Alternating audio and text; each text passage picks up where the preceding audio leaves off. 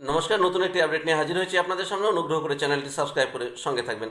আমাদের আজকের আলোচনা বর্তমান সময়ে অত্যাধিক পরিমাণে মোবাইল দেখার ফলে শিশুদের জীবনে যে সমস্ত ক্ষতিগুলো আসে সেগুলো কি, তাই আপনার সন্তানকে ছোট সময় থেকেই মোবাইলের কাছে থেকে দূরে রাখুন। প্রথম যে বিষয়টি বলবো সেটি হচ্ছে চোখের ক্ষতি। দীর্ঘক্ষণ ছোট স্ক্রিনে তাকিয়ে থাকার কারণে চোখের রেটিনা ও কর্নিয়া ক্ষতিগ্রস্ত হয়, চোখ শুকিয়ে যায়, চুলকানি হয় এবং অল্প বয়সে চশমারও প্রয়োজন হয়ে পড়ে। শারীরিক দুর্বলতা চলে আসে। মোবাইলে গেম খেলা ও ভিডিও দেখার সময় শিশুরা এক জায়গায় বসে থাকে। এর ফলে শারীরিক পরিশ্রম একেবারেই হয় না, অতিরিক্ত পরিমাণে ওজন বেড়ে যায়, ঘুমের ব্যাঘাতও ঘটে যায়।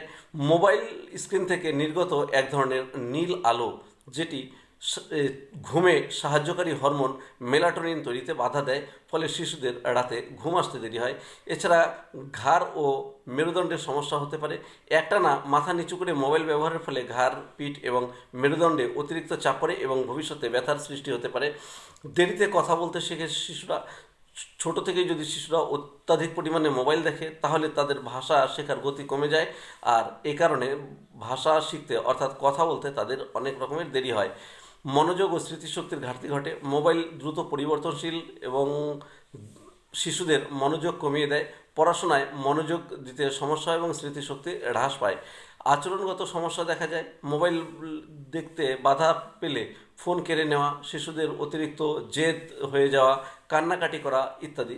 তাছাড়া অসামাজিক কিছু কার্যকলাপের সাথেও আপনার শিশু যুক্ত হয়ে যেতে পারে যদি অত্যাধিক পরিমাণে মোবাইল দেখে।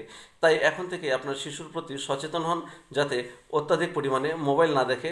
শিশুকে মোবাইলের কাছ থেকে যত দ্রুত সম্ভব দূরে রাখুন। চ্যানেলটি সাবস্ক্রাইব করে সঙ্গে থাকবেন। ধন্যবাদ।